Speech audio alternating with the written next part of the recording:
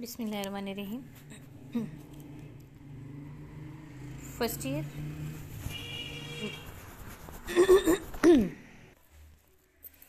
بسم اللہ الرحمن الرحیم. السلام علیکم. فرسٹ ایئر سریکی لیکچر نمبر 6. نیکسٹ اب ہمارا ٹاپک ہے، نیکسٹ چیپٹر ہے ہمارا شاہ لطیف بھٹائی. شاہ عبداللطیف بھٹائی جو ہیں سندھ سے تعلق رکھتے ہیں. سندھ کے جو ہیں شاعر ہیں، اور سرائکی شاعری بھی انہوں نے کی، سرائکی میں بھی انہوں نے شاعری کی اور سندھی میں بھی کی. تو ان کے بارے میں آج ہم پڑھیں گے. یہ جو مضمون لکھا ہے، یہ جو چیپٹر ہم نے لیا ہے، یہ کس کا لکھا ہوا مضمون ہے؟ ڈاکٹر جاوید چانڈیو صاحب کا لکھا ہوا ہے. یہ ہر نسا کہیں دھیر دل در ماندی دوست بن پا گئے ہن پریت دی زوراور زنجیر جی جسا جاگیر ملک تھے ہن ہوت دی. ہر نسا کہیں یعنی کہ جسم میں سانس تک نہیں ہے، اور کس کے بغیر؟ دل در ماندی، دل جو ہے وہ درد سے ماندہ یعنی پریشان ہے. دوست بن، دوست کے بغیر، دوست کے بغیر نہ تو جسم میں جان ہے اور دل بھی پریشان ہے. پا گئے ہیں پریت دی زوراور زنجیر، جو پریت ہے، جو محبت ہے، وہ بڑی زوراور زنجیر ہے. اور جی جسا جاگیر ملک تھے ہن ہوت دی، یعنی جو ہمارا جی جسا یعنی جان، جسم و جان جو ہے وہ اب جاگیر ہیں، ملک تھے یعنی اب اس کی ملکیت ہو گئے ہیں. کس کی؟ ہوت دی، یعنی اب ہوت کی ملکیت ہو گیا ہے. میرا جسم اور جان، جاگیر، سب چیز میرے محبوب کی ہے. ہوت کا لفظ جو ہے اکثر شاعر ہمارے کلاسیکل شعراء جو ہیں وہ اللہ تعالیٰ کی ذات کے لیے بھی یہ لفظ استعمال کرتے ہیں، نبی پاک صلی اللہ علیہ وسلم کے لیے بھی کرتے ہیں، اپنے شیخ کے لیے، مرشد کے لیے بھی یہ لفظ استعمال کرتے ہیں. تو ان کا جو ہے شاعری کلاسیکل شعراء جو ہیں وہ زیادہ تر شاعری جو ہے تصوف پر کرتے تھے، وحدت الوجود پر جو کرتے تھے. تصوف کیا ہے؟ تصوف یہ ہے کہ اللہ تعالیٰ کی ذات کے سوا کسی اور چیز کی خواہش تک نہ کرنا، اور اپنے اندر کی انا کو یا اپنے اندر کو خالی کر دینا، اپنے آپ کو ختم کر دینا، اور اپنے اندر صرف اور صرف اللہ کی ذات کو بھر دینا، اور اللہ کی ذات کا جو ہے وہ احساس اپنے اندر پیدا کر لینا. تو یہ ہوتا ہے تصوف اور وحدت الوجود، کہ اللہ کے سوا کسی دوسری چیز کو ماننا ہی نہیں، کسی دوسری چیز کی پرواہ نہیں کرنی. تو یہ سارے ہمارے جو شعراء تھے یہ اسی موضوع پر شاعری کرتے تھے. تو یہاں پر بھی وہ اپنے رب کی ذات سے اپنے تعلق کو جو ہے وہ ظاہر کر رہا ہے شاعر. شاہ عبداللطیف بھٹائی 1690 یعنی 1690 میں پیدا ہوئے، 1752 میں ان کی وفات ہو گئی. سرائکی شاعر علی حیدر ملتانی دے زمانے دے ہن، یعنی اب سرائکی شاعر علی حیدر ملتانی ہیں تو ان کے زمانے کے شاعر ہیں، جی میں امراء القیس نال عربی کو، شیکسپیئر نال انگریزیں کو، فردوسی نال ایرانی کو، اتے خواجہ فرید نال سرائکی کو پیارے، اویں ہی سندھی کو شاہ لطیف نال عشق ہے. اب دیکھیں کہ جو ہمارا جس کلچر کے یا جس ہماری سوسائٹی کے جو نمائندہ شاعر ہیں، شاعر حضرات ہیں، یا نمائندہ کوئی ہے، ہمارا کوئی ڈراماٹسٹ ہے، ناولسٹ ہے، پوئٹ ہے، کوئی بھی اس طرح کا ہے، تو وہ جس طرح اپنے اپنے علاقوں میں، اپنے ملکوں میں مشہور ہیں، ڈومیننٹ ہیں، اسی طریقے سے جو ہے وہ ہمارے سندھ میں بھی شاہ عبداللطیف بھٹائی سے سندھی لوگ ویسے محبت کرتے ہیں جیسے عرب کرتے ہیں امراء القیس سے، شیکسپیئر سے انگریز محبت کرتے ہیں، شیکسپیئر بھی بہت بڑا ڈراماٹسٹ ہے. فردوسی جو ہے وہ ایرانی جو ہے ان سے محبت کرتے ہیں، اور ہم سرائکی جو ہیں خواجہ فرید کے ساتھ بہت زیادہ ہماری پریت ہے، محبت ہے. سرائکی کے جو ہمارے مشہور شاعر ہیں وہ خواجہ فرید ہیں. اسی طرح سندھ میں جو ہے وہ شاہ عبداللطیف کے ساتھ بھی ویسے ہی محبت کی جاتی ہے جیسے یہ سب لوگ اپنے اپنے مشہور پرسنالٹیز سے محبت کر رہے ہیں. شاہ دی شاعری تلویں سندھ وادے لوکیں دی زور دہاڑی دی حیاتی، یعنی ہماری جو روز دہاڑی، یعنی دہاڑی کہتے ہیں دن کو، روز بھی روز کا جو ہمارا دن ہے یا ڈیلی کی جو ہماری حیاتی لائف ہے، اتے اوندیں خوابیں اتے مین، اور اوندیں یعنی اس کے خوابیں، یعنی خواب جو ہے خواب کی جمع ہے، نال سنگریل ہے یعنی کہ یہ سجی ہوئی ہے، ڈیکوریٹڈ ہے. اب شاہ کی شاعری جو ہے تلویں سندھ یعنی کہ نچلا جو وادی سندھ کا نچلا حصہ ہے، وہاں کے لوگوں میں روز بروز ان کی زندگی میں ایک خواب کی طرح خوبصورت اور ڈیکوریٹڈ ہے. کیا چیز؟ شاعری. شاہ عبداللطیف کی شاعری جو ہے وہ اسی طریقے سے سجی دھجی ہوئی ہے وادی سندھ کی زیریں علاقے میں. ترے کتاباں انہیں دی حیاتی وچ نال رہندیاں ہن. अब त्रै मैन 3 किताबां बुक्स की जमा इन्हें दी यानी उनकी हयाती विच यानी लाइफ में नाल रहिंदियां साथ रहती थी जिन्हें विचों अब जिनमें से वो कौन सी किताबें हैं 3 जिन विचों यानी उनमें से उन्हें दी हमावस्ती फ़िक्र दे दीवे बलदे हैं। अब वो उनकी जो एक फ़िक्र है वहदतुल वजूद वाली हमावस्ती कहते हैं। वहदतुल वजूद अल्लाह की ज़ात के सिवा किसी दूसरे की का ख़याल तक शुबा तक ना होना कि हर चीज़ जो है बस वो अल्लाह है, हर चीज़ में अल्लाह है, बस अल्लाह एक है, ये एक जो है नज़रिया है। तो ये उसकी फ़िक्र यानी उसकी सोच दे फ़िक्र दे दीवे बलदे हैं यानी दिए जलते थे, यही सोच के बस अल्लाह ही है और वही एक ज़ात है, उसके सिवा और कोई भी नहीं है। इन्हां दी हयाती बारे यानी इनकी लाइफ बारे लिखने वाले ई गाल ते इस बात पर मुतफ़िक हैं यानी मुतफ़िक हैं। अब जो इनके बारे में या इनकी लाइफ के बारे में लोगों ने लिखा है तो वो इस बात पर मुतफ़िक हैं। जितने भी राइटर्स हैं जो इनकी लाइफ के बारे में लिख रहे हैं वो इस बात पर मुतफ़िक हैं जो कुरान शरीफ मसनवी मौलाना रूम ਅਤੇ शाह अब्दुल करीम बलड़ी वाले दा रिसाला सफ़र ते हज़र विच अपने नाल रखेंदे हैं। यानी कि अब वो क्या सब लोग यही कह रहे हैं लिखने वाले कि ये अपने साथ कुरान शरीफ रखते थे। मसनवी मौलाना रूम ने जो मसनवी लिखी थी, मसनवी कहते हैं कोई भी मंजूम इश्किया दास्तान, ठीक है। और मौलाना रूम ने जो मसनवी लिखी थी वो अपने साथ रखते थे। और शाह अब्दुल करीम बलड़ी वाले ये उनके दादा थे, शाह अब्दुल लतीफ़ के दादा हैं शाह अब्दुल करीम बलड़ी वाले। उनका एक रिसाला था, वो अपने सफ़र पे हिजर में यानी जहाँ भी सफ़र पर कहीं जाते ये तीनों चीज़ें अपने साथ रखते थे। तीनों बुक्स ऊपर जिक्र हुआ है ना कि 3 किताबें उनकी लाइफ में हमेशा उनके साथ रहती थी। वो 3 यही किताबें थी जो अपने साथ हमेशा रखते थे। सफ़र में भी जहाँ कहीं जाते थे तो वो यही अपने साथ रखते थे। शाह लतीफ़ दे ज़माने दे यानी शाह लतीफ़ के ज़माने के सिंध विच तसव्वुफ़ दे सोहरवर्दी कादरी अते नक्शबंदी सिलसिले अवाम ते असरात रखेंदे हैं। अब देखिए कि शाह अब्दुल लतीफ़ बटाई के ज़माने में सिंध में तसव्वुफ़ और जो तसव्वुफ़ था, तसव्वुफ़ की डेफिनेशन आपको बताई है, सहरवर्दी ते कादरी ते नक्शबंदी सिलसिले दे अवाम ते असरात रखे। ये 3 सिलसिले थे जो अवाम पर अपने असरात डालते थे। सिलसिला आपको पता है सहरवर्दिया है, कादरिया है, नक्शबंदिया है, जुनैदिया है, चिश्तिया है। इसी तरीके से जो है अब सहरवर्दिया सिलसिले के जो पेशवा हैं वो हमारे मुल्तान वाले हो गए बहाउद्दीन ज़करिया साहब, वो भी सहरवर्दिया सिलसिले से ताल्लुक़ रखते हैं। इसी तरीके से चिश्तिया सिलसिले के जो हमारे हैं पाकपतन शरीफ वाले बाबा फरीदुद्दीन गंजशकर, वो भी उसी सिलसिले से ताल्लुक़ रखते हैं।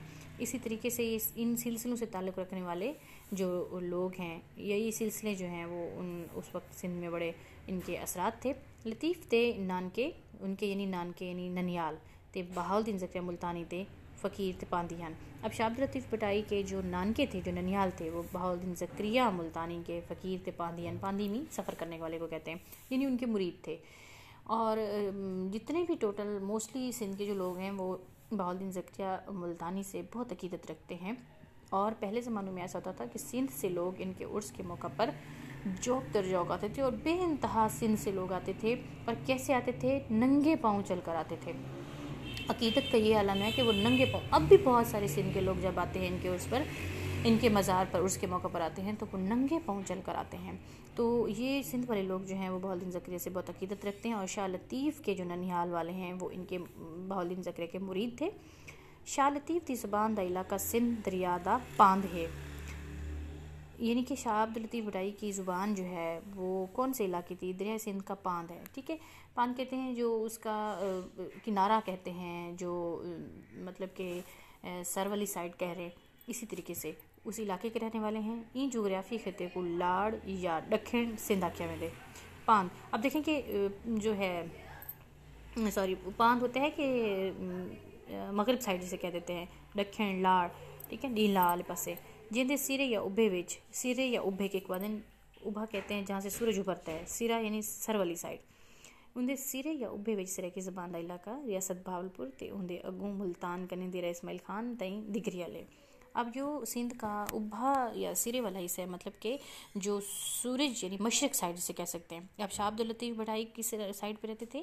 مغرب سائڈ پہ، سندھ کی مغرب والے حصے میں، اور جو سندھ کا مشرق والا حصہ ہے اس میں ریاست بہاولپور بھی آ جاتا ہے، اور اس سے آگے ملتان ہو گیا، دیر اسماعیل خان وغیرہ، یہاں یہ علاقے ہو گئے۔ شاہ عبد اللطیف جو ہے گرنار، کچھ، کٹھیاور تے بلوچستان دے علاقہ، بیکانیر، جیسلمیر، تھر تے بری بیان دے پند کیتے۔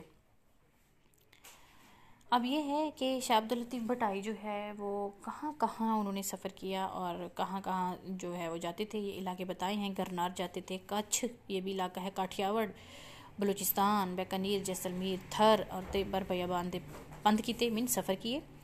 وہ اپنے ڈاڈے شاہ کریم دے مزار کیتے ریاست بہاولپور وچوں تھیندے ہوئے ملتانوں کاشی دیاں سیلاں گھنائے، یعنی اپنے دادا جو ہیں شاہ کریم پیچھے تھا بلڑی والے، ان کے مزار کے لیے ریاست بہاولپور سے ہوتے ہوئے ملتان گئے، اور وہاں سے انہوں نے کاشی گری کی اینٹیں لیں مزار کے لیے۔ این راہ وچ وہ بیڑی تے پند کیتا، پیڑی مطلب پاؤں، پیریں دے پند مطلب پاؤں پر چلتے ہوئے، پیدل، پیری تے پند پیدل، یعنی پیدل سفر کرتے ہوئے وہ آئے یہاں پر، بہاولپور سے ہوتے ہوئے ملتان گئے۔ این گال دے امکان موجود ہیں، یعنی اس بات کے امکان موجود ہیں جو شاہ لطیف غوث دے پاندھے نال بھی ملتان آئے ہیں۔ اب غوث جو ہے وہاں شاہ لطیف غوث نے پاندھے نال یعنی ان کے جو لوگ سفر کرنے والے تھے ان کے ساتھ بھی آئے تھے، وہ بھی وہاں کے ایک بزرگ تھے۔ تو جب ان کے لوگ سفر کرتے تھے، جیسے پہلے لوگ قافلوں کی صورت پہ سفر کرتے تھے، ایک جگہ سے دوسری جگہ جاتے تھے اللہ تعالیٰ کے دین کو پھیلانے کے لیے بھی، تو یہ بھی ان کے ساتھ جو ہے ملتان آئے، اور ملتان دا انہوں نے پند کی، ملتان دے پند کی توسی، یعنی انہی کے ساتھ ساتھ ان کے قافلے کے ساتھ آ گئے تھے۔ ان دی شاعری وچ ملتان دے حوالے بھی ملتے ہیں، شاہ عبد اللطیف بھٹائی کی شاعری میں ملتان کے حوالے بھی ملتے ہیں۔ یہ سارے پند یعنی یہ سارے سفر شاہ جو رسالوں وچ ون کراہیں ان دے اپنے وطن دے قصے بن گئے۔ اب دیکھیں کہ یہ سارے پند جو سارے سفر ہیں، شاہ جو رسالو جو ہے شاہ عبد اللطیف بھٹائی کا ایک رسالہ ہے، اس کا یہ نام ہے، وچ ون کریں، یعنی اب اس رسالے میں ون کریں یعنی جا کر ان دے اپنے وطن دے قصے، اب اس کے اپنے وطن کے جو ہے وہ قصے بن گئے ہیں۔ ان دے کردار جتھوں دے بھی ہوئیں انہیں وچوں سندھ دی خوشبو آندی ہے۔ اب انہوں نے اپنے اس رسالے میں جن جن چیزوں کا، جن جن جگہوں کا، جن جن علاقوں کا ذکر کیا ہے، وہ سارے کے سارے جو ہے اس رسالے میں موجود ہیں، اور ان میں سے سندھ کی ہی خوشبو آتی ہے۔ اب ان کا یہ کلام بھی ہے، سائم سدائن کری ستی سندھ ستکار، دوست تو دلدار علم سب آباد کرن۔ یہ ان کا شعر ہے، اس کا ترجمہ یہ بن رہا ہے، میرا سائیں سندھ سدا ساوی سکھی رکھیں، انہوں کہتے ہیں کہ میرا سندھ جو میرا سائیں، میرا مالک، میرا سندھ جو ہے سدا ساوی سکھی رکھے، یعنی سدا ہرا بھرا رہے، خوشحال رہے، میرا دوست تو این دلداریں تے سارے عالم کو آباد کریں دیں۔ وہ کہتے ہیں کہ میرے دوست تو ہی این دلداریں دے، یعنی کہ جو دلدار ہیں ہم، جن کے چاہنے والے ہیں، اس کے سارے عالم کو تو ہی آباد کرنے والا ہے۔ وہ حقیقت تائیں پجن کیتے عشق دی واٹ ویندے ہن۔ اب وہ کسی بھی چیز کی حقیقت تک یا حقیقی ذات تک جانے کے لیے، پجن مین پہنچنے کے لیے، تائیں تک یعنی حقیقت تک پہنچنے کے لیے عشق دی واٹ ویندے ہن، عشق دا راستہ اپنا لیتے تھے، واٹ راستے کو کہتے ہیں۔